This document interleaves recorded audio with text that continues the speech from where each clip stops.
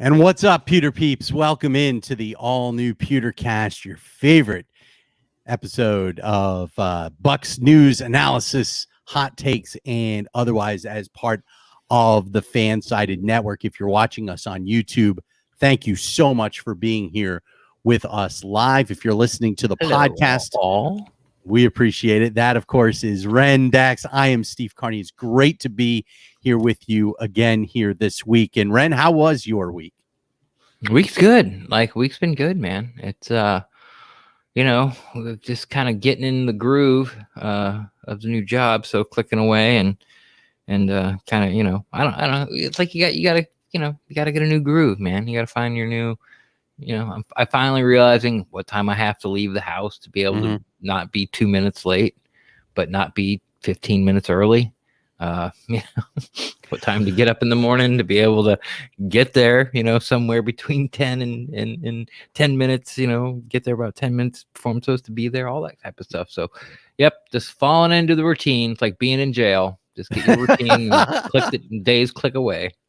It's like being in jail, or it's like being at training camp. It's like being at a practice facility for the Tampa Bay Buccaneers. It's funny that you mentioned that because it's, you've done this for a while, and what you do for a living for a while, but it's in a new place. It's a new year. It's a new job. Everything is, it's familiar, but it's different. And it's just like the 2021 Buccaneers. And it's funny that you mentioned that, because that's almost exactly what Tom Brady said the other day. Tom, yeah, I'm telling you, you and Tom Brady are more alike than you would ever imagine. Sure, because he feels the same way about the 2021 Buccaneers as you do about your new job. It's a new season. It's a new team. It's a new group of goals moving forward. And he's has to be, aware of the process starts anew. Yeah. Just like in your job, it's all starts anew here with minicamp that has begun. And we've got 3 days of minicamp in the books. And now it's time for the guys to get some rest and relaxation. Right. The true offseason begins. Yep. No free agency, no draft, no nothing. Yep. This is it. This is downtime. Yeah, this is downtime. So what have you been doing? How was your week? My week was all right. I spent I spent most of it at Tropicana Field. The Rays are at home this week. Expo? Yeah. Yeah, we had the boat show. Yeah. We get boat show.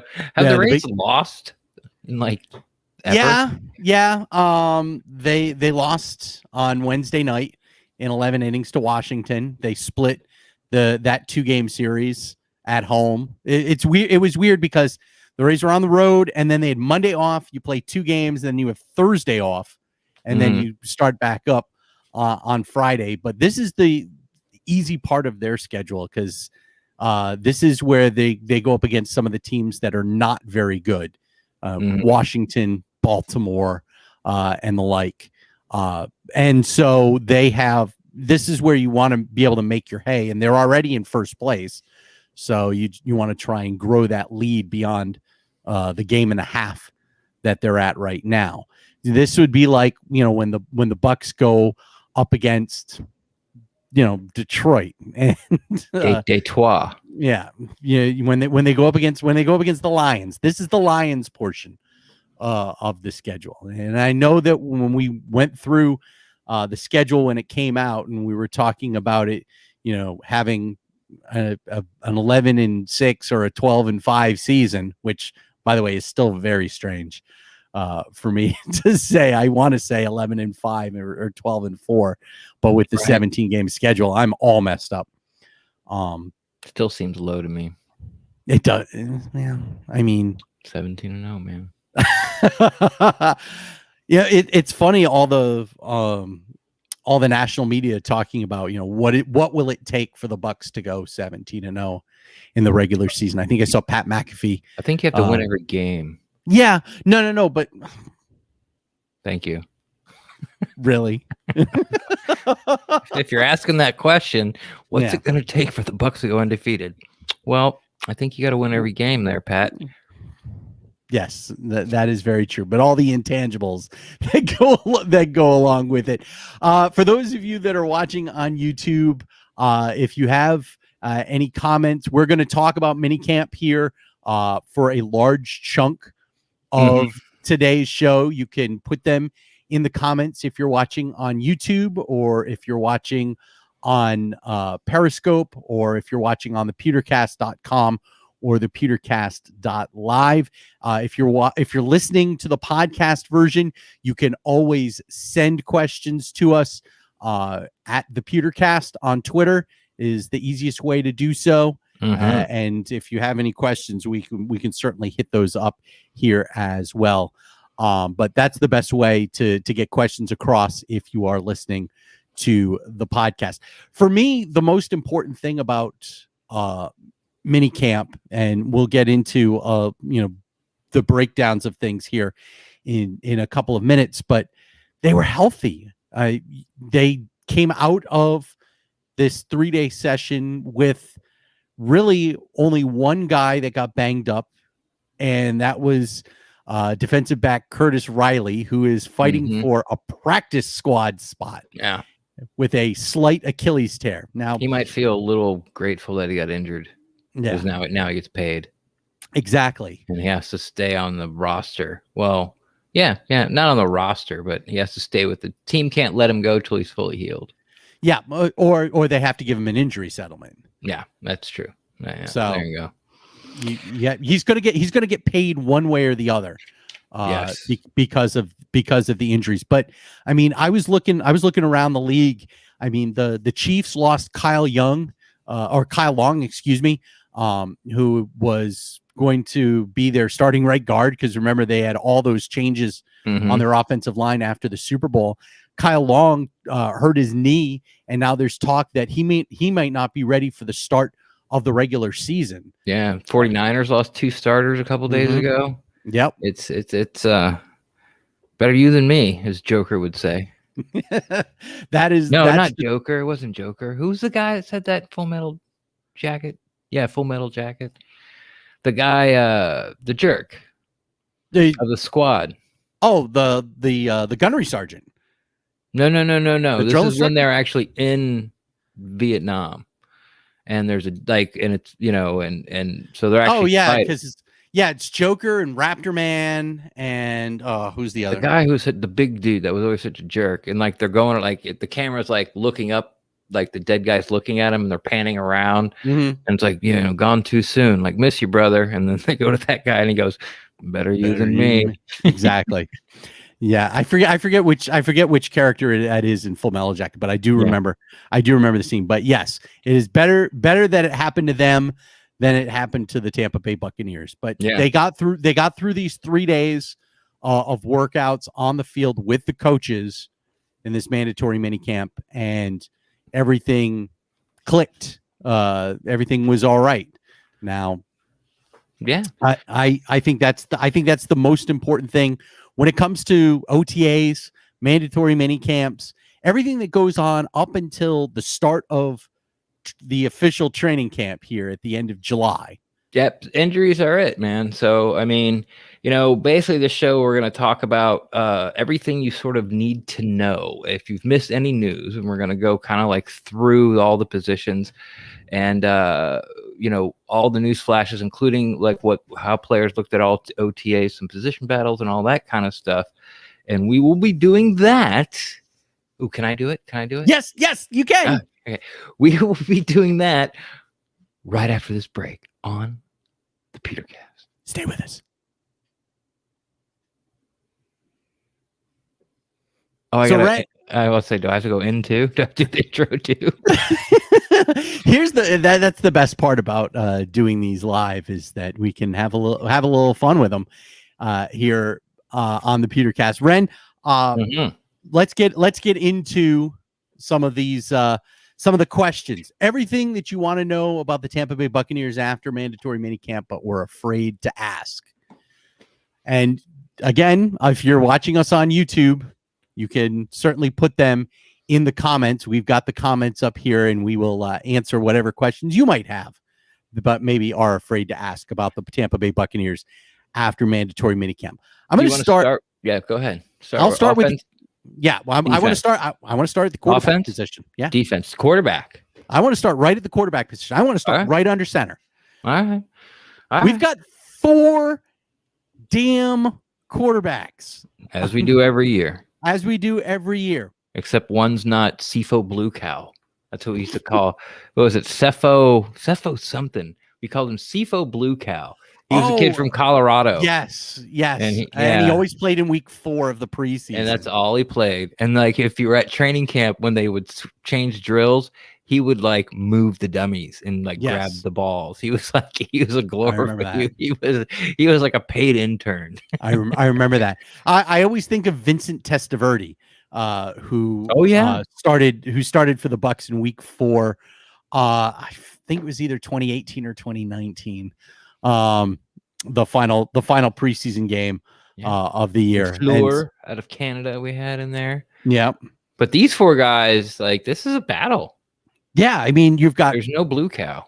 Yeah, there is no blue cow in this, with the GOAT, as Kyle Driver has put, who played all of last season injured with the knee issue. And then you have the guy that they drafted in the 2nd round, Kyle Trask. Mm-hmm. You've got Blaine Gabbert, who is back, and you have RG4 still with the team. Okay. Are we going to have 4 quarterbacks on this roster come the end of the preseason? No, we are not going to have 4 quarterbacks on this roster. You don't think that there is any possibility that we could try and sneak, either because you're allowed to have veterans on the practice squad again this year? Does that count as the roster? Sure, I would say are there going to be these 4 quarterbacks going to be on the practice field? Are they going to be on the Bucs on the Monday leading up to that Thursday night game at home against the Dallas Cowboys? Yes, they are. They are. And what's going to happen is, of course, it's going to be Brady and it's going to be Gabbert. At least Trask has a fighting chance for the 2nd spot. He's not going to get it because BA just came out and said that Blaine Gabbert's the most underrated quarterback the most underrated player in the history of the NFL. That is your BFF too. He's not my BFF. I don't believe in him that much, but I'm saying if Blaine Gabbert was the quarterback for this team for all 17 games, like the Bucs win 10, 11 games and make the playoffs. Sorry, he does. I think that's what happens. If you don't, that's fine. No big deal. I get it. But like when Gabbert got here 2 years ago and BA came in and they hadn't even had a practice yet. And the media goes, so the battle for that number 2 spot, and BA just cut him off and go, no, it's Blaine Gabbert. There's no battle. Like RG4, Ryan Griffin, nope. And BA's never seen him throw live. Never seen him at practice, never met him. So just off tape, and of course the relationship he had with Gabbert is like Gabbert's too, end of story. We don't hear that right now. Like Trask might take it. I mean, the door is open as more than it was 2 years ago for Ryan Griffin. He's not going to get it. You know, like I said, if you're saying that your backup quarterback's the most underrated player in NFL history, then the rookie, 2nd round pick, really quote unquote, 3rd round pick, isn't going to take the job.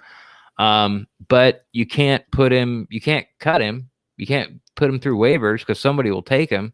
So you got to keep him on the roster, and that leaves RG4 the last guy out. And with all the new practice squad rules, invested veterans and bigger squads, I think that the Bucs try to do Ryan Griffin a solid, because he's the longest tenured. If he stays this year, he'll be the longest tenured Buccaneer quarterback in history, in franchise history. He's the first Bucs quarterback ever to sign a second contract. Yeah, which is amazing. To me, I almost played 4 snaps. Yeah, I almost wonder Could BA's talking up of Blaine Gabbert be in a desire to maybe enhance his value to other teams, say if we get closer to the end of training camp and all of a sudden, because remember, we got to go from 90 to 85 to 80 to 53 at every You're part. talking about trade bait. Enhancing Blaine Gabbert's value in case someone loses a quarterback sometime during training camp, and then you can say deal Gabbert for a fifth or a sixth round pick or a seventh round pick. Like you can I would rather have him for a seventh. Now, if you could get a 4, let's talk. If you get a 3, buy. If you can get a 4, I don't. Okay, I like the way you're thinking. I think you're wrong, and the reason I think you're wrong is because the Bucs are all in, and if Brady goes down for 2 games, you'd rather have, BA'd rather have, every Bucs fan in the whole entire world would rather have Blaine Gabbert start those 2 games than Kyle Trask or Griffin. So because if Brady goes down, then they could pull Griffin up. Well, if they trade Gabbert, then Griffin's on the roster, so we wouldn't have to pull him up. So it could be they could Griffin knows the offense better, and he's going to go for these 2 games. You're still a future Trask, it's just not your time yet.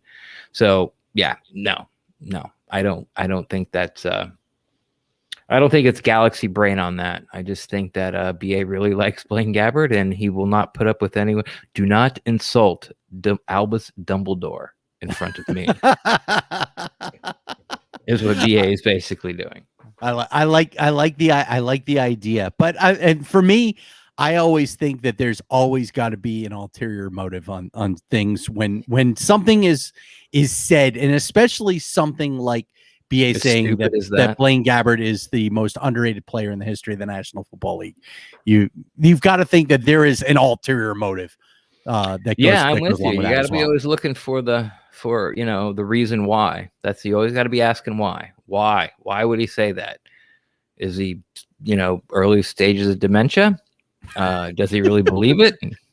Or is he trying to get other teams excited about it in case they move on, in case Trask works out miraculously and they can move on and get a draft pick? But I don't think so. Maybe next year, Trask gets a year under his belt into the system, and maybe next year in the offseason, possibly. But but by then, Gabbert's a free agent again. So yeah. That which is why I think that you're saying this, because you want Gabbert, you want to have Gabbert have confidence, but B, if somebody loses their quarterback in game 2 of the preseason and they find themselves over a barrel, you want to be able to go to that general manager, if you're Jason Light, and go, we've got the most underrated player in the history of the National Football League. So says Super Bowl winning coach Bruce Arians.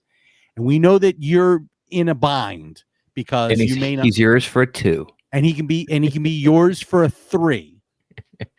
Yeah. And I mean, I wouldn't hate it. I just don't think it's going to happen. You are dealing from a position of strength. And I think the Bucs really do have at quarterback, even without, thinking about Kyle Trask, between Brady, Gabbert, and Ryan Griffin can be a serviceable backup. We've seen him for 4 snaps, like you said, Ren. Yeah, he was awesome. You can deal from a position of strength to try and help the future, if it comes to that. But you're not tied to that. This is not. We all know we're not tied to it, Carney. No, you're grasping for straws. Yes, we're not tied to straw grasping. No, but this isn't the Minnesota Vikings when Teddy Bridgewater tore up his knee, having to go after Sam Bradford. Well, it could be, but you're still not giving a 1. I mean, I think NFL teams are sort of getting hip to this. We talked about the wide receiver that got traded for a 1, and you looked it up, and I said, no, there was somebody last year. And of course there was. Diggs, who went for a 1, went from Minnesota to Buffalo, went for a 1, like a 4, a 5, and a 6. And it was like, what? and, you know, and was an all pro. yeah. And now Julio gets traded for a 2, and Hopkins got traded for a 2. Mm-hmm. So I think that, I mean, you really got to be all in. I don't think Minnesota was good enough as a team. But they were over a barrel though. When Bridgewater went down, they had nothing. Yeah, well, that's when you just have to really understand where you're at.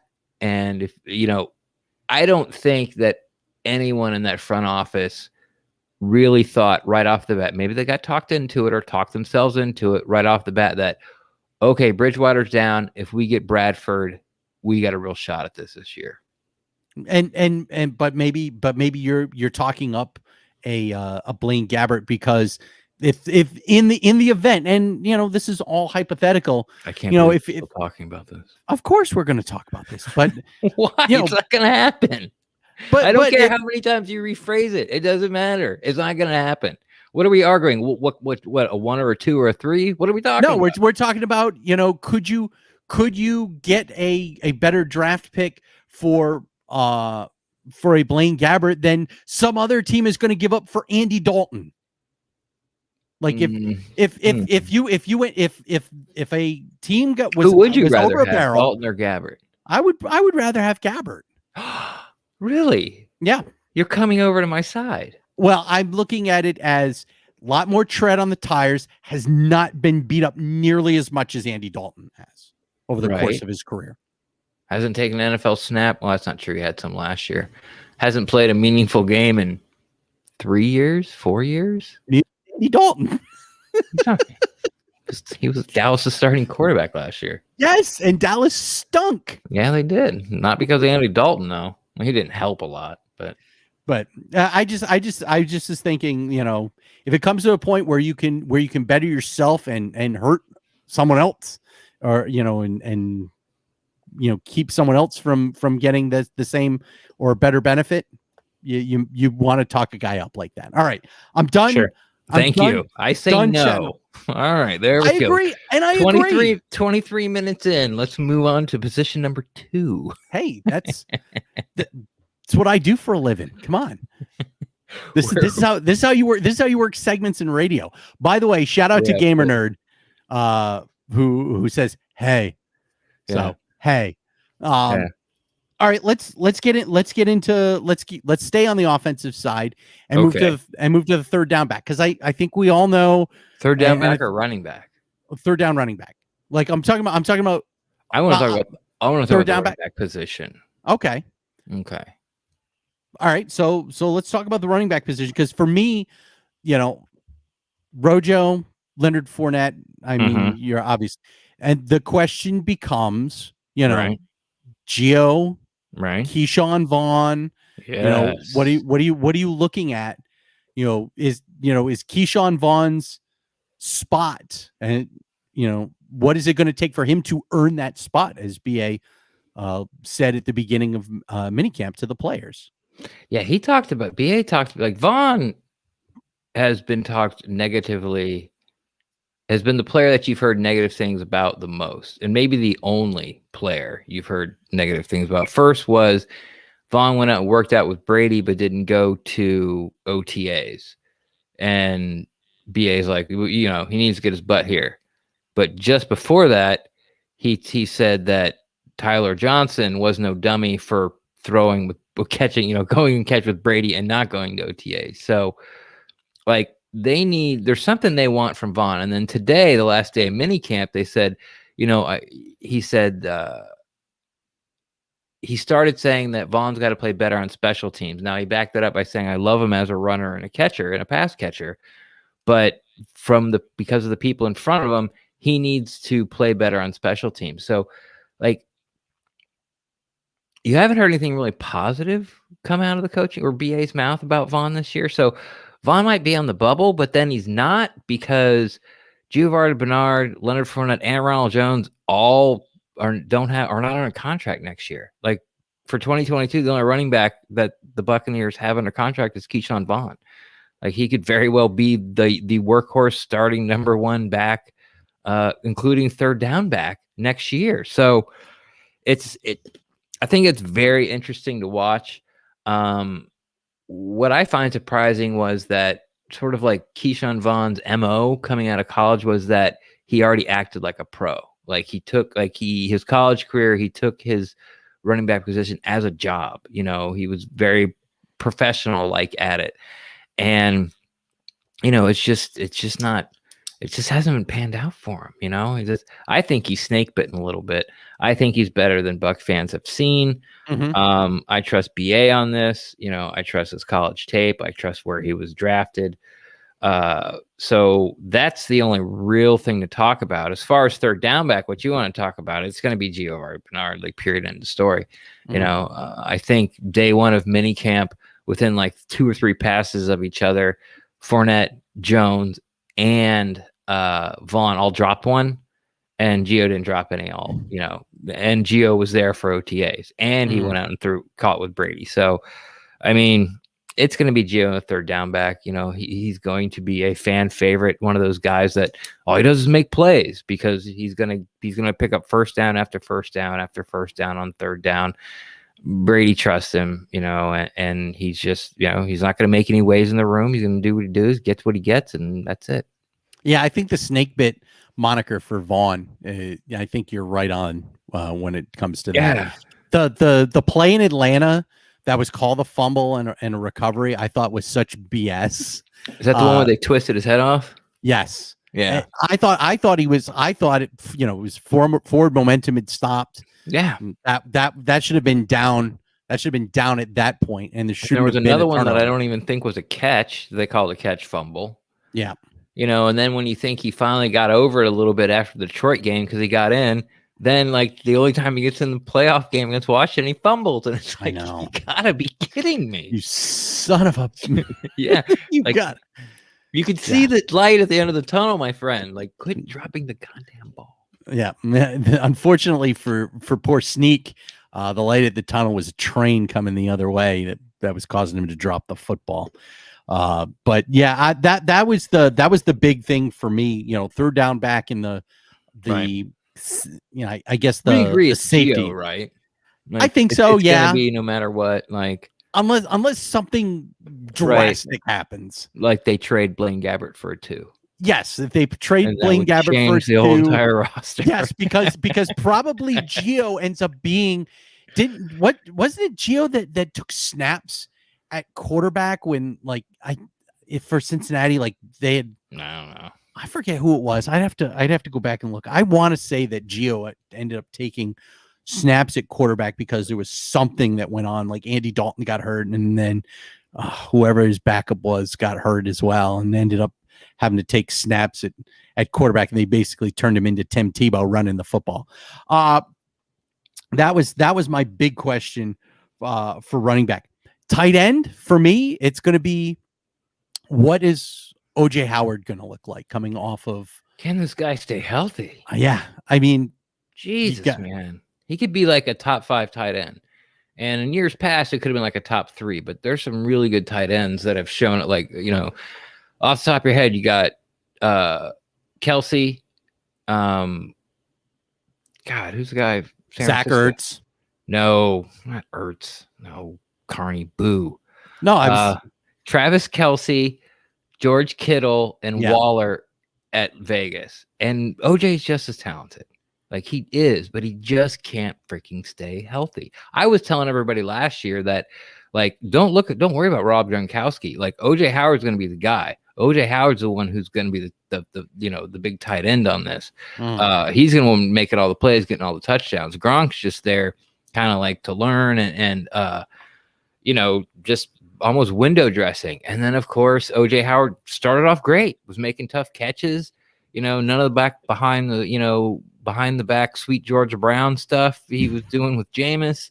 Yeah. And he was like contested catches, pulling the ball away from defenders and getting down the seam, and Brady was finding him. They looked great during training camp. And of course, then he blows Achilles like week 4, and it takes Gronk like another 3 or 4 weeks to get up to speed. And here comes Cam Brate, and Cam Brate does Cam Brate stuff, and all that's going to be the same. But I'm telling you, man, he's got to stay healthy, man. He's just got to stay healthy. He hasn't finished the season yet. He's been hurt every single year. Yeah, and I believe is his final year of his Contract, of his rookie contract.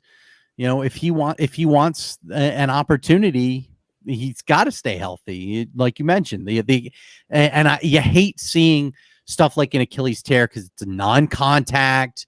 You know, Yeah. that's all. You know, you hate when guys end up getting hurt from these non-contact injuries. It's always lower leg stuff with him or leg stuff with him, and it's he doesn't know how to fall.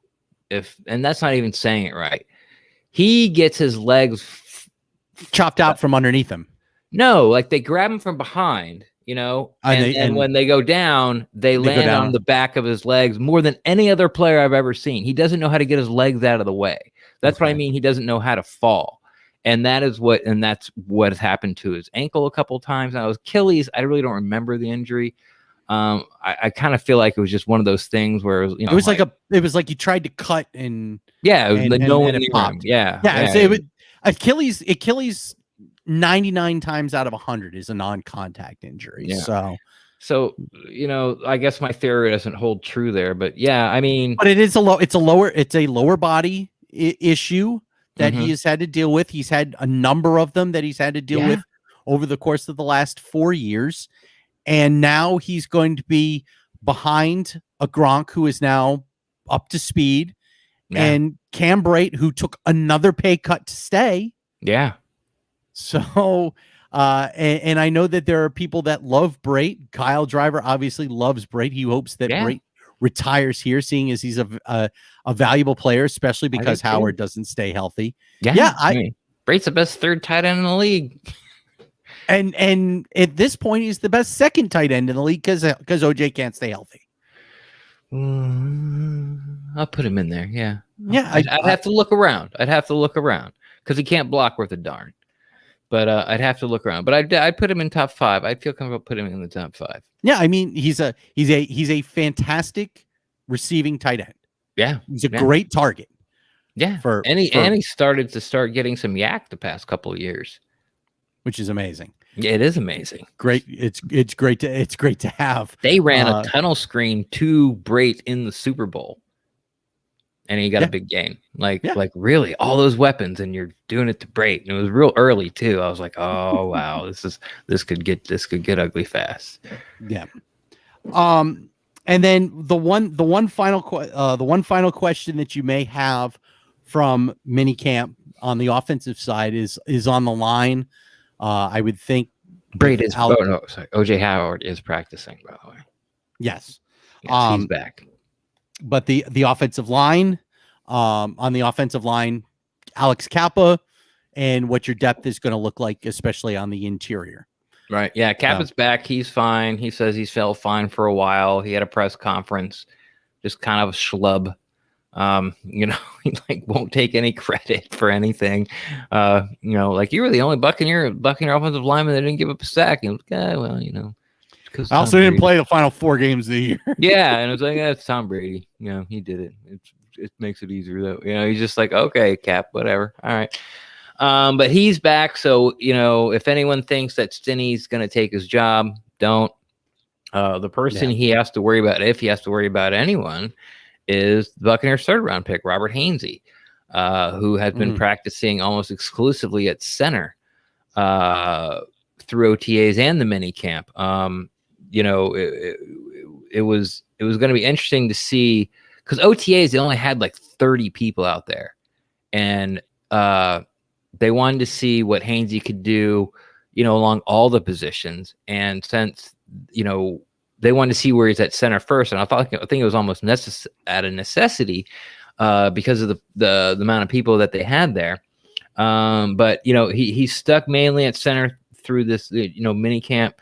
So, but he can play guard and he can play tackle. Josh Wells has taken all the backup left tackle spots. So even though they call him a 5, they call Hainsey a 5 position player, he's really only a 4.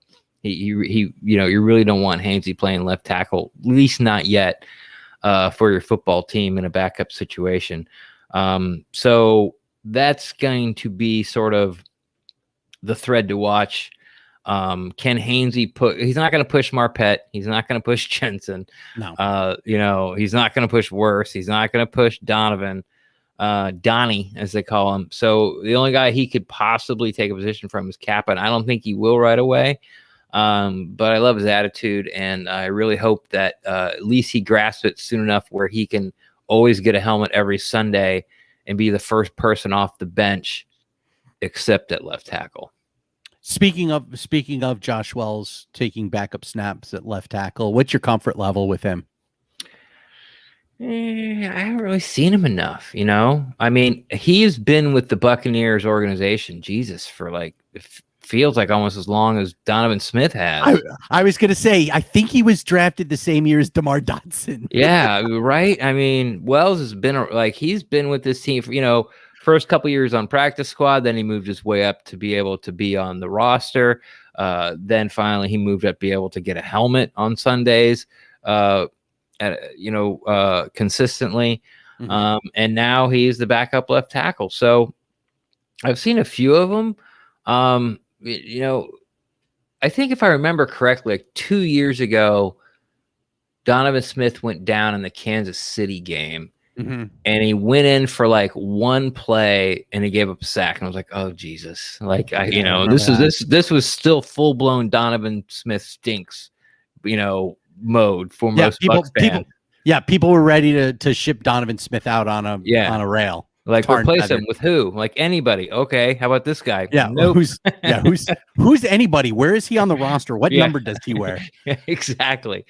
So, but then that same year is the only game Donovan Smith missed, and Wells actually played pretty well in that game. So, what's my confidence level? It's a question mark. So it's an incomplete. It's an incomplete. Yeah, there you go. Incomplete. Too many failure due to absences. Is what Wells gets. My official scouting report. For me, if you're losing your left tackle, you're kind of behind the 8 ball to begin with. So we'll try this one. I'm listening. I think that you could. I think it almost doesn't matter, especially at this point, until you get actual game reps with Josh Wells. I don't think that you can really come up with a true measure of where you think Josh Wells is compared to the rest of the players on the offensive line. I like the question from Steve Munoz. Also, shout out from California. Thank you, Steve. In your opinion, is this the best offensive line in Bucs history? Also incomplete. Yeah. I haven't studied him enough. I've been a Bucs fan since day one, but I was 8. It's hard to say those early Buccaneers had the best offensive line. And even when they went to the NFC Championship game in 1979, like there was about like 4 300-pound guys that played offensive line in the NFL. Like total period. Yeah. Now, your whole second string offensive line is 300 pounds. All the guys in your practice squad are 300. Like you cannot play offensive line in the NFL. Being in 300 is a little light. Like, like you got to be a real technician if you're like play right around 300. And you look at some of the big names that the Bucs had on the offensive line over the course of the history of the franchise. They all played on teams that stunk.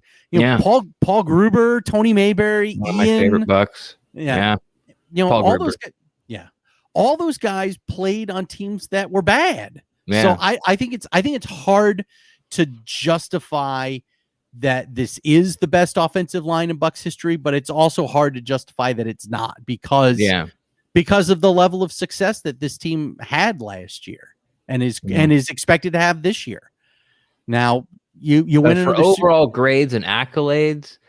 I would probably say this year. I mean, Tristan Wirfs got jobbed out of not making a Pro Bowl. Let's face it. Yep. Like, he just totally got jobbed.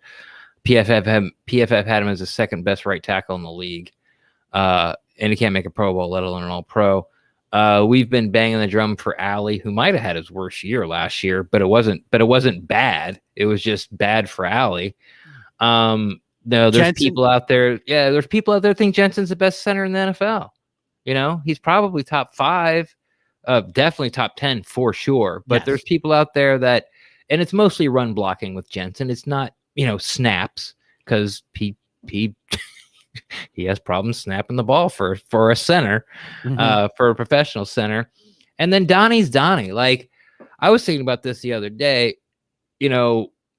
Like, you draft a guy like Quentin Nelson. Oh, we've been saying this forever. Oh, you just put him at whatever position and call me in 10 years. Yeah, set it and forget it. Yeah. Guess what? Donovan Smith is about to do that. Now, he hasn't been a Pro Bowler, hasn't been top 10 probably ever in his career. His arrow has been trending up since they got rid of George Warhop and brought in the BA coaching staff. But, Donovan Smith is going to get drafted, and he's going to spend 10 years at left tackle for the Buccaneers. So, that is not bad. And you won a Super Bowl during that time. You had a lot of crappy teams and make the playoffs, but you did win a Super Bowl. And he was a starting tackle and has been. He's only missed one game. So, yeah, you think about how many left tackles for the Bucs have won a Super Bowl. Kenyatta Walker, who was he was terrible. Kenyatta Walker, and Donovan Smith. Yeah, and they're both not. Yeah, they're both not good. No, Donovan Smith is better than Kenyatta Walker. Walker, he was holding number 76. Yeah, just 2 a game, man. Just whatever. Like he's playing defensive back for the Saints. Like I dare you to throw. I'm going to hold every play, and you're only going to throw the flag twice a game. Like, I won't give up any sacks. Like, that was his philosophy.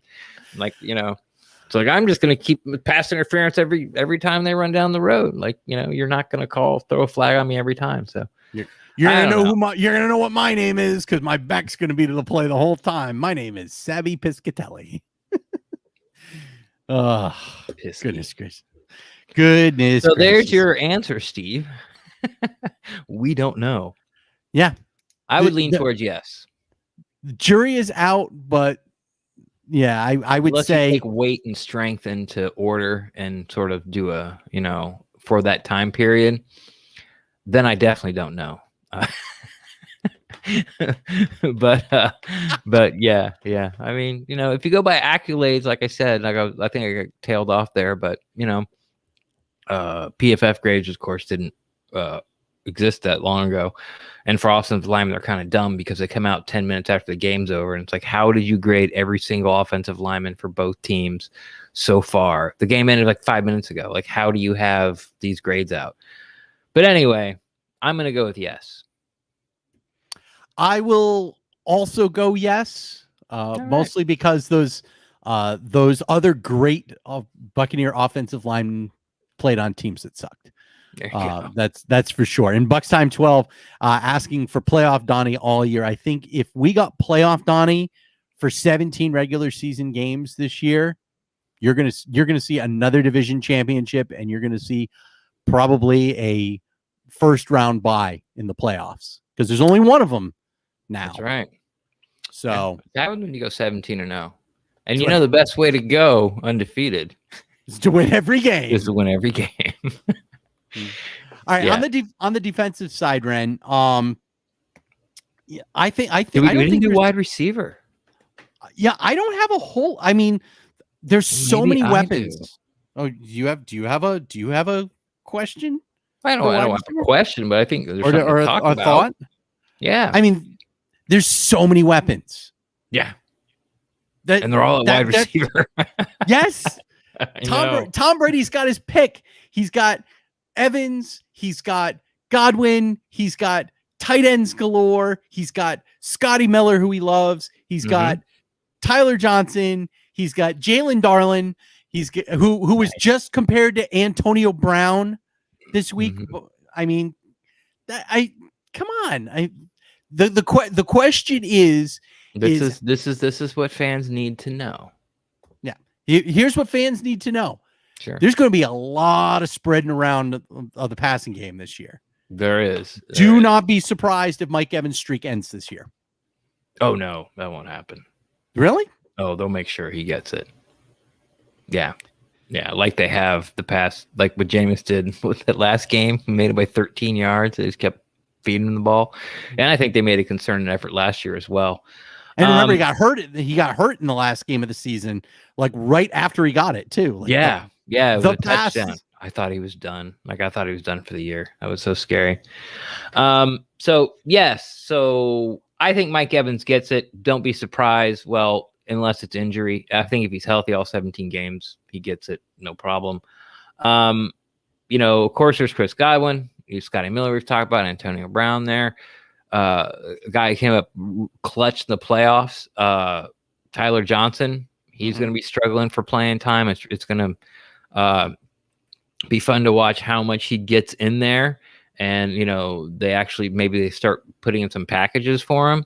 And then Jalen Darling, the small, speedy guy who, gets great separation on all his routes and switches from receiver to ball carrier and, lightning fast and probably going to get the punt return job, possibly the kick return job.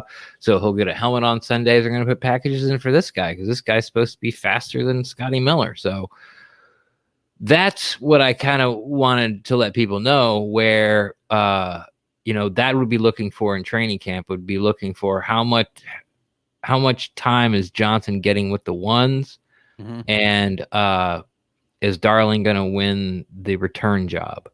And I'm really excited to see him, and we saw him in OTAs, but he was going against a guy, like Brooks and Hamilton, and he was just torching guys. So now the vets come in and he has a mild tweak of his hammy. So he misses Tuesday's practice. He misses Wednesday practice. And then he gets in today and the Bucs do what the Bucs do. If you've never been to a closed Buccaneers practice, and I mean by closed to the fans, been there as a media member because, well, while you're listening to this podcast, you have your own podcast probably. That's right. The Buccaneers organization gives you a place to stand. A lot of times it's on the concrete, which is in between the main building and then the fields. And the other side of the field is the indoor facility and like a little lagoon, like a lake, like it's a huge drainage pond is what it is. Yeah. Sometimes you have to stand on the cement right outside the offices. Sometimes they'll put you like on the last field on the right or last field on the left, or sometimes they put you over by the pond. Today was by the pond, and the team does this on purpose, is they do their offensive plays going the other way. So you're looking at the back of the quarterback and it's hard to see. And then they line the whole entire team up between you and the back of the offense. So it's nearly impossible to see. So when the Bucs did that, that was a time where it was kind of like the Darling package, where they started throwing to him. So no one could really report about how he looked or how he didn't look, or if he really dropped something or didn't drop something. They were based on coaches' reactions and other players' reactions. So we kind of got cheated out of seeing Brady and Darling, see if they would hook up. But so far, that'll be something to look forward to in training camp. We'll look at Tyler Johnson, when he's running with the ones and how much he can actually get on the field. And Darling really needs to win that punt job so they can put in like some speed packages and things for him. Yeah. And I think that's going to happen. So yeah, I do too. So that will take care of itself. Now we can go to the defensive side. Yes. What people need to know about the defensive line, they're big. Yeah. They keep getting bigger. Vita Vea just, I don't know how someone that big can get more athletic every year, but he does. Yeah. Like it's amazing to see. I hope this is the year he realizes how strong he is. Oh, I hope so. Oh God. Yeah. All I keep thinking of, do you remember the movie Necessary Roughness back in the day with Scott Bakula and the big Samoan guy?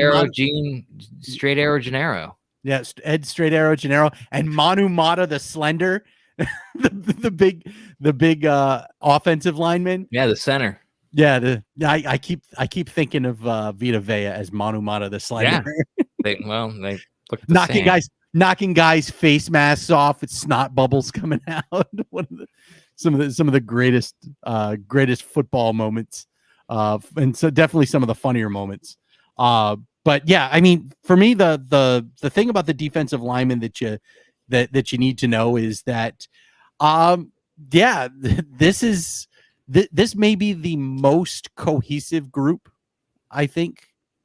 Yeah. When it comes, I mean, JPP. They added one person, if you're Yeah. including outside linebacker, and yes, you should include outside linebackers. Yes. Yeah. I'm talking about the guys that can put their hand on the ground. So the outside linebackers count as well. So you've got Vea, JPP, Ndamukong Suh, Shaq Barrett, who, by the way, has put as his goal to be the defensive player of the year this year. Sure, me too. My goal. Great goal to have. My goal as well.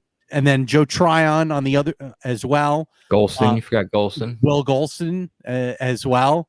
So that might be the most cohesive. Then you got Anthony Nelson, you got Nacho back, McClendon, who everyone thought might retire.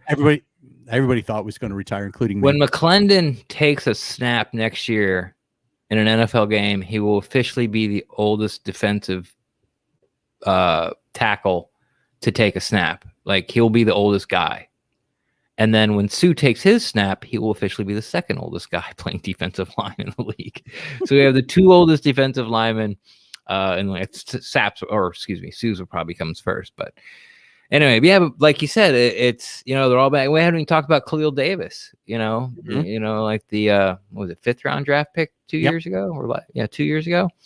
Who at the time I'm like, why did the Bucs draft this guy? He's like he's a twitch, speed, shoot the gap, type of defensive tackle, and all these other guys are just, super strong. Vea and Sue. Golson's a guy who holds up very well for his size, and he's also very tall, and he can, set the interior edge. Golson is very underrated as a run stuffer because he doesn't get any sacks because he's terrible at pressure. So you don't really see him at all. He doesn't get a lot of accolades, but he has been the starter at the tackle spot for the best rush defense in the NFL the past 2 years, and hasn't missed a game. It's been there, just like everyone else has. So 27 and a half sacks over the last 2 years from Shaq Barrett. I'm gonna give you a number. Sure. Over under sack wise for Shaq. Sure. 11 and a half. Over. And that's I think that's easy over as long as Vea stays healthy. Okay. Yeah. Like, I mean, you saw what happened. As soon as Vea came back, all of a sudden Shaq came alive again. It's like, oh, yeah. I mean, kudos to Nacho for holding it down. Like I said, number one run defense in the NFL. But, I mean, he's you talk about these freak athletes, and every year it's like, oh, this freak athlete. But there's been like 7 guys that have put up 225 at the combine over 50 times, and Vea was one of them. And he didn't even do the most reps his year. He came out because he went out with Quentin Nelson. Quentin Nelson put up like 57, and Vea put up like 52. And there's only been like 5 other guys in the history of combine that put over 50, and those 2 guys happen to come out the same year. Like, it's stupid strong. Like, I think he could actually twist my head off my shoulders if he wanted to. I'm serious. Oh my God. I'm just envisioning that. Like, yeah, him twisting your head off like a pop top lip. Yeah, it would. Yeah, it would. It wouldn't, and he wouldn't even his face wouldn't even crinkle up. It would just be like he's opening like me, twisting off a 2-liter bottle cap. It just like, yeah, exactly. Just, whoop, hey, take this guy's head off like this. Yeah, thank you very much. Hey, Vea, I can't see this guy's innards. Can you fix that for me? Sure. There you go. Thanks, man. I love the defensive line unit and the outside linebacker unit. I really do. I think that's there should be no questions when it comes to if they as long as everybody stays healthy. They should be the number one defensive line unit again this year, and it wouldn't surprise me at all. If they'll get a push from Washington, because they were very young and they got another year older. But yeah, I mean, again, if Sue stays healthy, if they all stay healthy, Golston's the most easy to replace, but again, he's very underrated. So, but yeah, as long as everyone, doesn't, somebody doesn't go down for the year. If like one guy misses 2 games and then another guy misses a game here, like they'll still be in it. But yeah, so yeah, I'm with you. And then it's a big year for Khalil Davis, to see if he's going to be able to fit in somewhere here on the interior. But they brought McClendon back, so we'll see. And now we get to the interior linebackers, the off-ball linebackers, and didn't even talk about Joe Tryon, #1 draft pick. Didn't bring him up. He's a big guy. Big guy. He's a big guy. Dropped big in coverage. That's what we know. That's we haven't seen him. We haven't met him. So I want to. He did practice though. Yes. BA talked about Blaine Gabbert being the most underrated player in the history of the National Football League.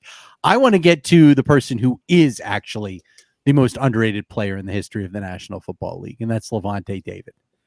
I just think it's hilarious that BA was like, yeah, we've got the most underrated player in the history of the league. And everybody goes, Levante David? He's like, no. Yeah. Exactly. No. Because it is Levante David. And I think I want to say that this is the year that Levante David finally gets his recognition. Right. But I don't think it's going to happen. I think if the Bucs play better, and him especially, like he didn't play well in the primetime games where we were all just waiting for, okay, nation, now watch this guy. And he didn't play well. Now the Super Bowl, he was almost single-handedly the reason why the Bucs defense held them to the Chiefs so few points. Yes, the pressure was there because they didn't have their starting tackles, but the Bucs defense, what they did is they said, we're not going to let Cheetah, what the hell is his name? Tyreek Hill beat us, so we're going to double him. Like we're not going to try to get Carlton Davis, try to cover the fastest guy in the league running backwards. Which you remember earlier in the year, that's what they did. And Tyreek Hill had 7 catches for 202 yards and 2 touchdowns in the first quarter. Yeah. Yeah. So they decided not to go that route in game 2. Smart. Wise decision. But the only other playmaker that, the other big playmaker that Kansas City had was Kelsey. And I thought they were going to double Kelsey, but they started out, they're like, Levante, he's your guy. You cover him. And if you look at Kelsey's numbers, you'd be like, oh, he had a good game, which he did. Kind of. I don't know. I've never looked at his numbers, but I'm thinking like 7 catches for maybe 112, maybe even 121 yards. But Levante David had 2 third-down pass breakups on him, and I don't think that Kelsey had any, like 1, maybe 2 first-down catches. So everything was short of the sticks, and Levante David broke up passes going to Kelsey on 3rd down to try to sustain the drive more than once. Yeah, and he had a monster game and was a huge reason why that game went so easily for the Bucs. Because if he couldn't cover Kelsey, then they're going to have to double Kelsey, double Hill, and then we'll have to Sammy see Watkins or Robinson's going to be open. They would start running the ball. Or you've got CEH at that point. Like they came out at halftime and they ran the ball and they got nice yardage. They did. And then I don't know, penalty or something happened or an incomplete pass, and then they kicked the field goal. And as soon as they kicked that field goal coming out at halftime, I said, "Oh, this game's over." You gotta. This is the first time you've moved the ball since the first quarter. Like you got a little urgency here. You're down like 25 points or whatever it was. I don't know. But anyway, yeah, so Levante David, just, what more can you say about him? Devin White, what more can you say about him? I've said it 100 times. Yes, we can talk until we're blue in the face that Levante David is the most underrated player in the National Football League, and that Devin White is on the cusp of being the best linebacker in the National Football League. Mm-hmm. Mm-hmm. We can definitely the fastest. Yeah, we can say that until we're blue in the face. I don't know if they'll give either of them that moniker this year. As much as you may clamor for it, as much as I might clamor for it, as much as Carmen and Casey might clamor for it. I'm not going to clamor for it. I'm done clamoring. When my team, I think we talked about this. When my team's good, I don't care about these individual accolades. Mm-hmm. Like get to the playoffs. Let's make a run. That's what I care about. When the team's bad and we get no respect, we only get like 5 to 7 wins a year. That's when I care about, hey, but we got some good guys here. What's hilarious is that there's going to be more Bucs making the Pro Bowl this year. You're going to have more. JPP wasn't even ranked. PFF did their all the positions and ranked like the top 32 or top 25 or something in most positions, except for slot corner. They only did top 10. JPP wasn't on the list, our only Pro Bowler. But Marpet was on the list. Jensen was on the list at his position. Worst was on the list at his position. Donnie wasn't. Murphy Bunting was on the list. No, Murphy Bunting was not. Carlton Davis was on the list. Dean was on the list. Antoine White or Jordan Whitehead. I think Jordan Whitehead made the list as the last guy. No, he didn't. But yeah, Antoine Winfield made it. OJ Howard made it and only played like 4 games.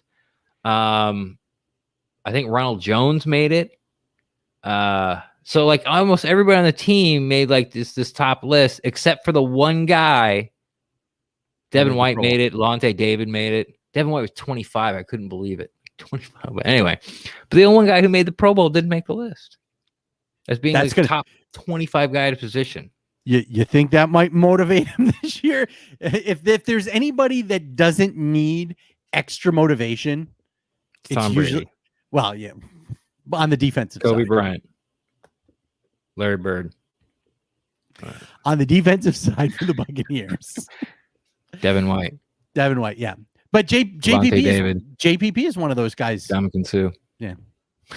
JPP is a guy that does not need extra motivation, and Pro Football Focus may just give him that extra motivation that could lead him to something very, very interesting. All right, let's get to the defensive secondary. Sure. What to watch for? Wait. Inside linebackers. Just to finish this off. Of course, there were the 2 draft picks, KJ Britt and Grant Stewart.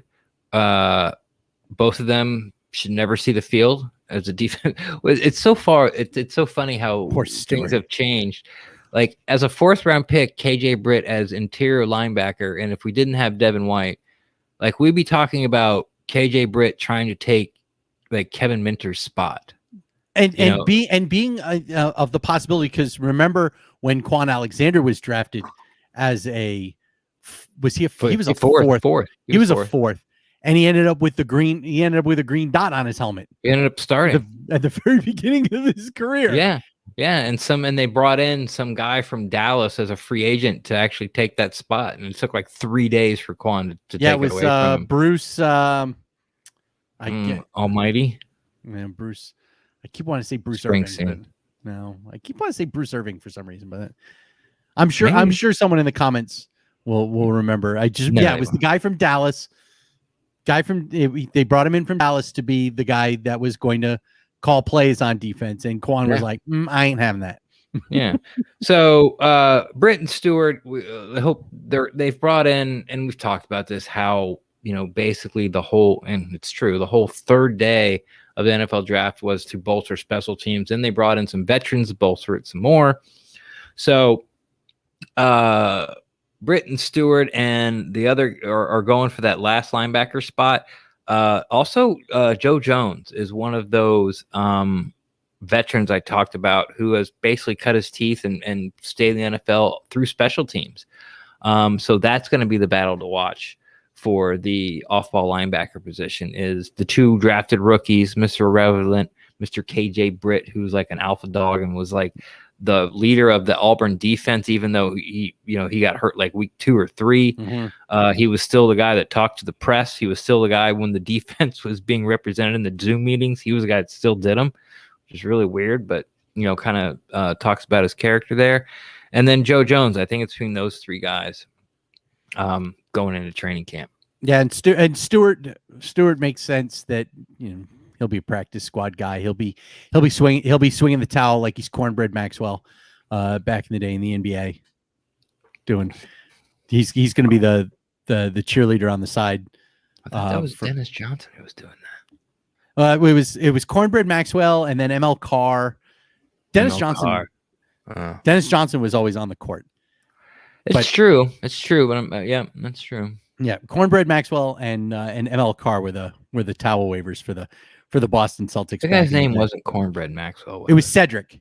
Thank you. But they called him Cornbread. Right. Remember Dennis Oil Can Boyd? Yes. God, he was so good. He never got talking about a guy who got snubbed. Jesus. The guy would have like 12 wins at the All-Star break every year and he wouldn't make the team. And it's like, you're kidding me, right? Yeah. Well, I mean, that's what happens when you're a jerk. Was he a jerk? Well, no, Dennis wasn't a jerk, but he got stuck behind two really, really good pitchers for many, many years. He had Roger Clemens and Bruce Hurst. That's true. Pitching in front of him. So he was always the and guy. You had Clemens, Hurst, and Boyd. So Smoltz made it. Yeah. Avery made it. Avery did not make it. He didn't? Never made an All-Star game? No, I don't think so. But all right, so now let's get to what to watch out of the defensive secondary. Yes.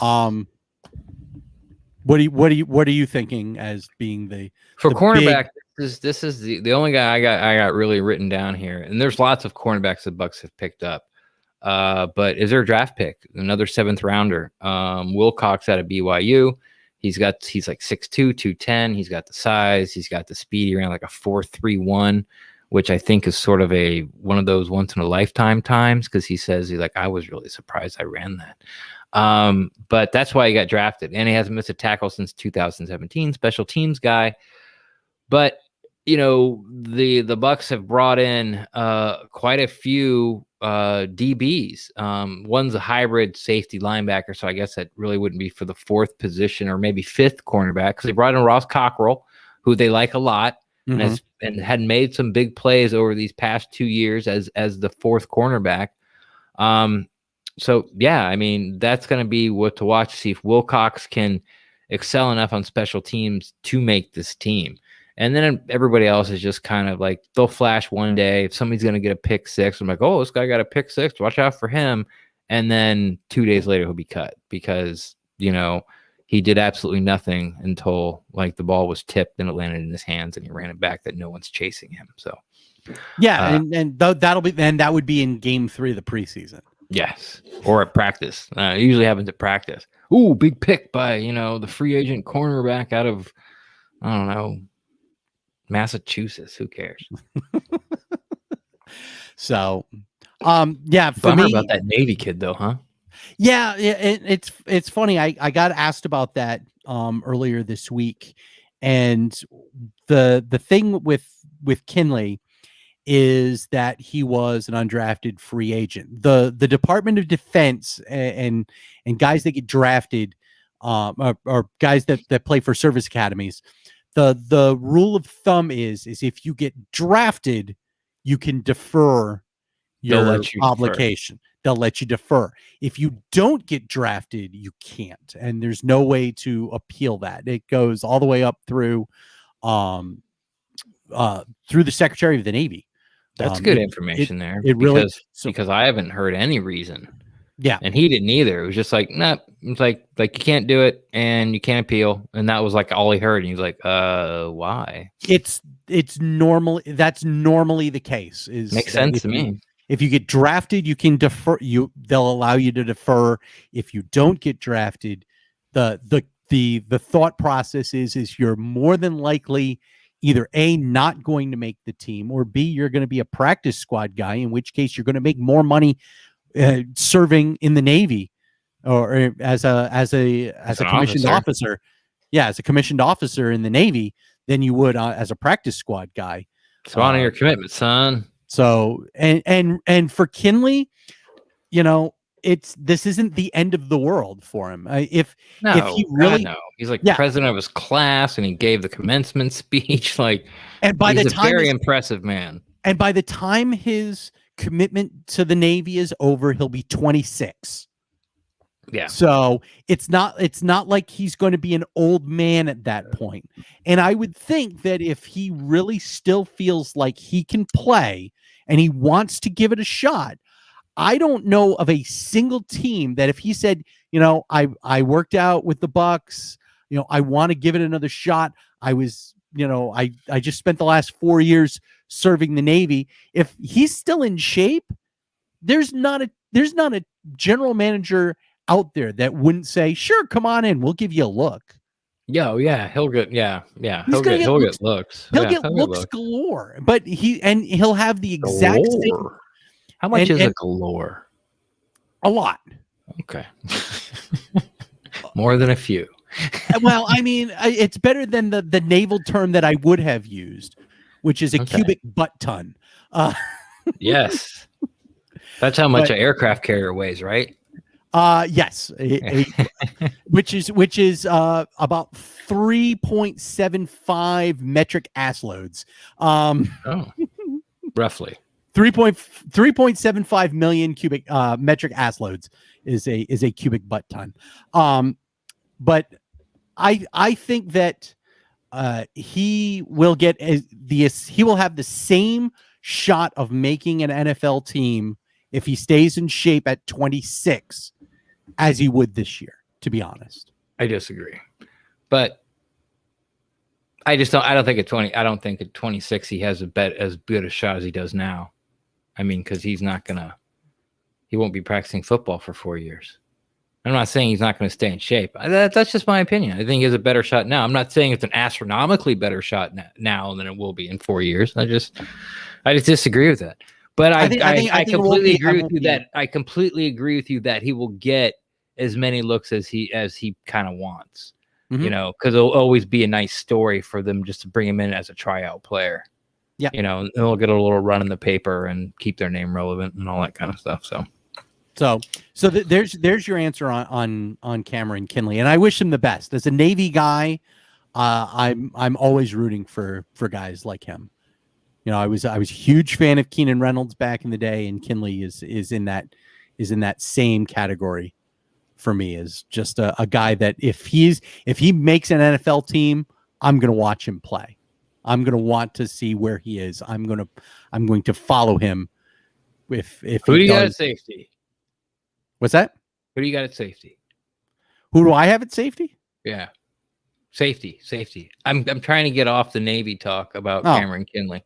Yes. I mean, for me, the what you want to know but are afraid to ask at safety.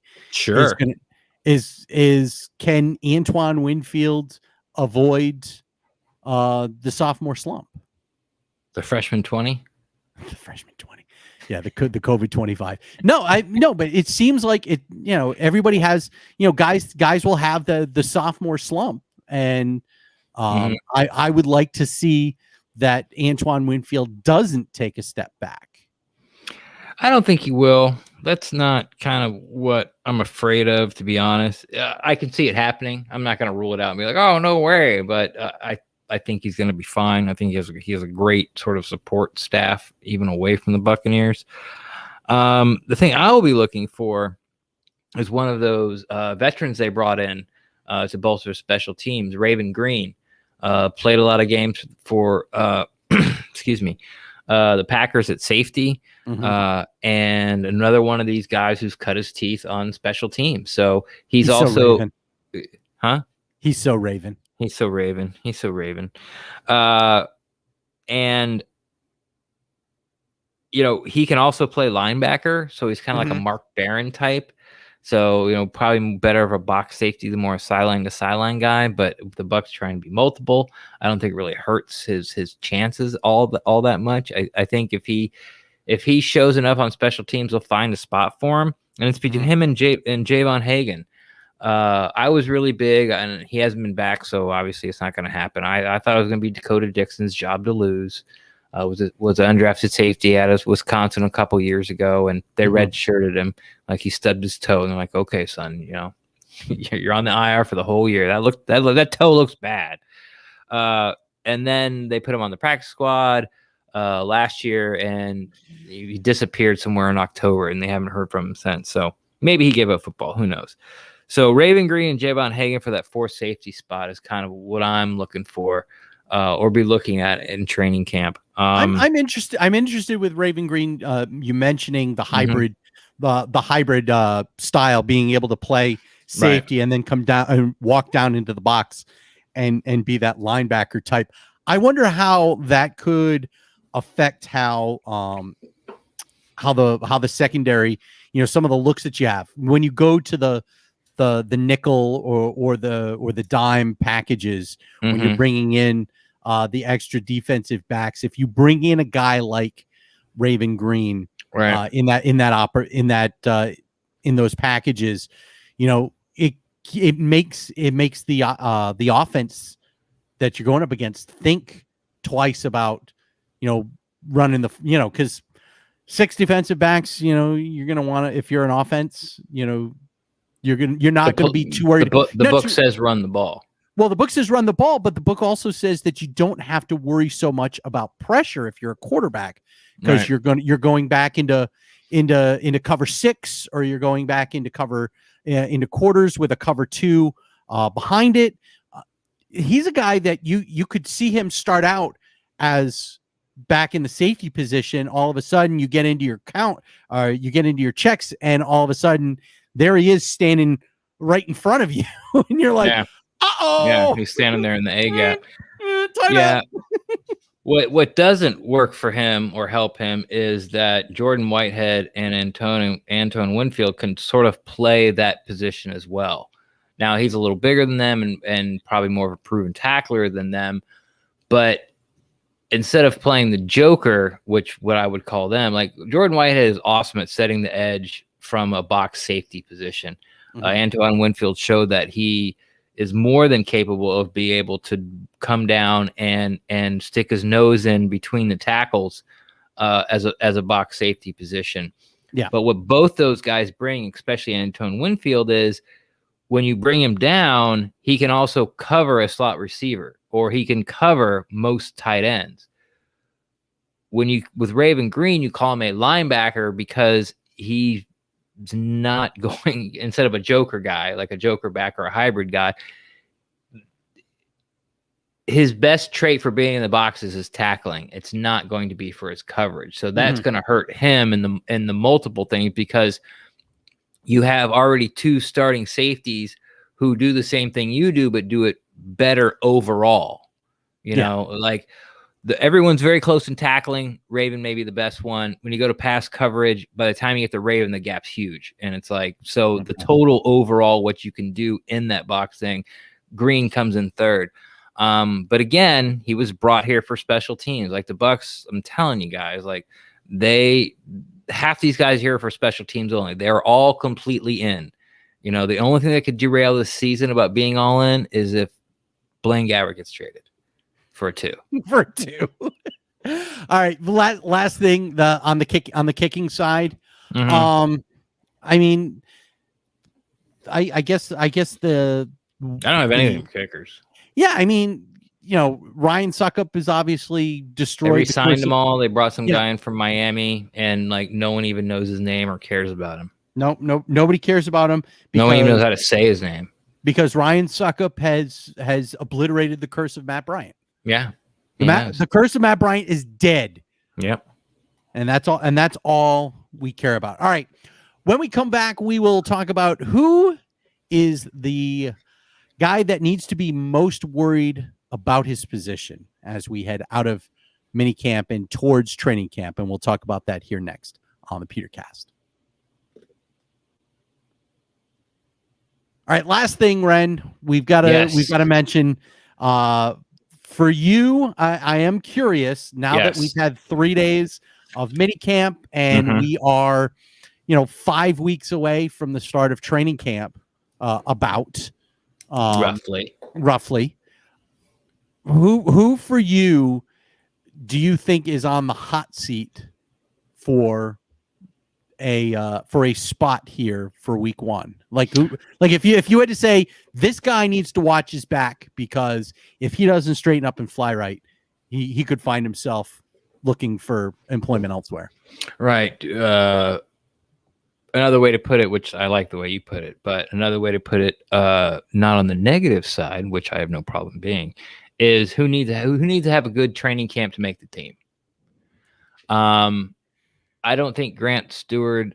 I think Grant Stewart's one of those people. I think Britt's one of those people. Mm-hmm. I think Joe Johnson kind of has inside track. So I don't know if they can even do enough to really make the team. I think they need Joe Johnson to fall on his face. Tyler Johnson, Justin Watson. Tyler Johnson, of course, is going to make the team. He's going to have a hard time getting on the field. Justin Watson, there's a candidate. Yeah. You can go down the defensive line.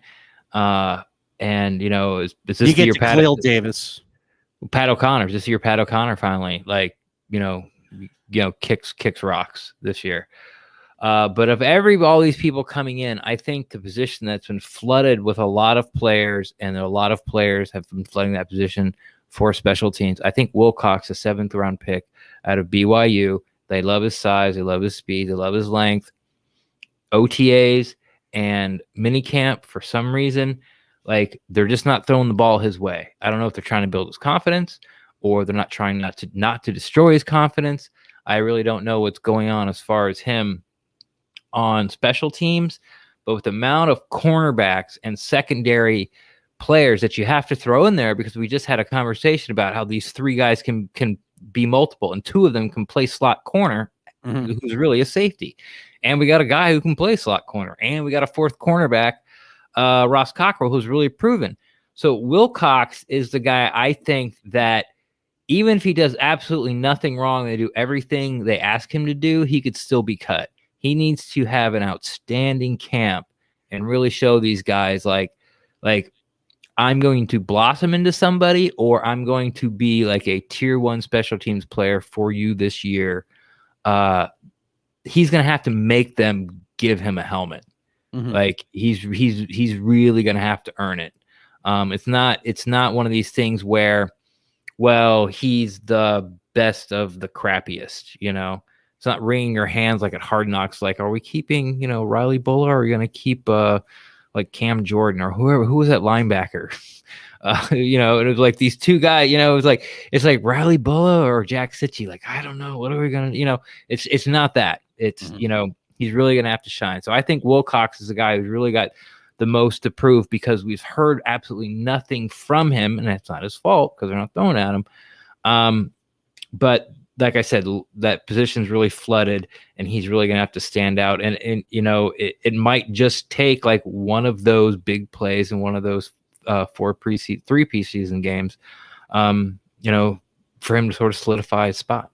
Yeah. I mean, for me, you talked about Khalil Davis when we went through the defensive line. Yeah. And I think that's a guy that could find himself being on the outside looking in through no fault of his own. Square peg, round hole, man. Yeah.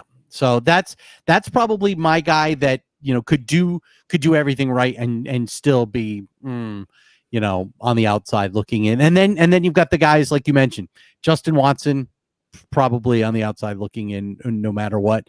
Keyshawn Vaughn. Yeah. Jadon Vaughn's Mickens. An easy one because he's getting picked on. Yeah, exactly. People, his name is being mentioned in negative light over and over and over again. That's usually not a good sign. No, it's not. So of course he's another one that I think could end up being. I think Vaughn is probably the least likely of them. Yeah. I think they like him too much, and they know that their running back room is going to look drastically different next year. He's Sneak, for crying out loud. Yeah, I can't get rid of anybody named Sneak. I can't get rid of a guy named Sneak. Yeah, so for me, it's probably Khalil Davis. I like it. Yeah, I mean, he doesn't fit anything that they do on defense. He's he plays like an edge at DT, which is fine, but not in this defense. It's not. Yeah. I'm still baffled why he's drafted, unless they like sort of like his athleticism, and they're like, we're going to change the way you play football, which I haven't seen. I haven't been around to see enough, COVID last year. It was like, okay. I don't know. So yeah, that'll be interesting. That'll be real. And it's a big, like I said, a big year, but you're actually more spot on, nail on the head there. It's a big training camp for Khalil Davis. Yeah. So that's my guy. Next week, right now we are endeavoring to continue our look around the NFC South. We are. D. Orlando Ledbetter of the Atlanta Journal-Constitution. We are looking to try and get him on for next week at some point. So keep your ears and eyes out on social media. We'll put some of that out. And I'm definitely, if you want to talk about the Atlanta Falcons, if you've got questions of how you think this could match up, you want to get his thoughts on Julio Jones. No, all questions will come from me and Steve. Do not write your stupid questions in. I will not. You can write them in. Ren's not gonna answer any of them. Ren's not gonna ask any of them. Neither is Orlando Ledbetter. Yeah, and if Steve asks a question that I see on Twitter, I swear to God, he's gonna boot me. Yeah, he's gonna boot me. I'm gonna officially be fired. No, you won't be fired. You might be accidentally dropped out of the stream. I'm fired. No offense to anybody, but if you want to, ask a question, like go find him on Twitter and ask it to him. Like, no, I'm not fielding questions from interviews. Not doing it. You know why? Because more of me is better. Okay. Hey, I was just gonna run the credits. I'm kidding. The end. I'm not going to disagree with you. I'm not. Yeah, that's funny.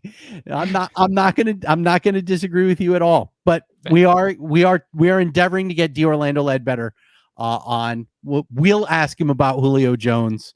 Yes. We will ask him about a question. You can ask me. I will rephrase. And if I think it's a great question, I will rephrase it in my words so it sounds like it was my question. So there will be no legal ramifications down the line. There you go. The good ones borrow. The great ones, like Ren, they steal outright. Flat out steal. Exactly. I'm a Patriot fan, true through and through. Speaking of stealing things, let's get into the Ren addiction. We've been doing this for an hour and a half. Yeah. So I want to go home. Let's get the hell out of Dodge. Let's get to the Ren addiction. Where can they find you, Ren? You sure you don't want to go over the Blaine Gabbert trade scenario? Telling you, they're talking him up to deal him. Okay. So does Wander Franco, is he playing third or second? Because they ain't moving that kid they brought. What, Webb? Who's it? Webb? Walls. No, Walls. They ain't moving Walls from short. Nah, he'll play third. Okay. Best place to find me is at the Pewtercast on Twitter, of course. And I'm always down to talk Buccaneers football. If you have any takes you want to talk to me about, or maybe a question about the Atlanta Falcons, feel free to reach out on Twitter, or if you think your take is too hot, slide in my DMs and I can talk Buccaneers football with you there as well too. And you can steal your questions to ask D. Orlando Ledbetter next week. No. I've heard Stroud use two of my questions that I've asked him on his mailbag show. Like, I've been like right next to him when I've heard him say it two times. Good.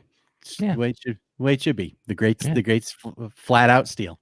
You can follow me on social media at Steve Carty. You've heard a lot of Rays questions as well. stpete9.com is where you can get your Rays coverage, but also check out the pewtercast.com, pewtercast.info. Subscribe to the Pewtercast wherever you get your podcasts. Apple Podcasts, Stitcher, Spotify, Google Play, iHeartRadio. I know we're on there. Leave us a rating and review. Check out fansided.com because we are the official podcast of the Fansided Network. And until next time, trade Blade.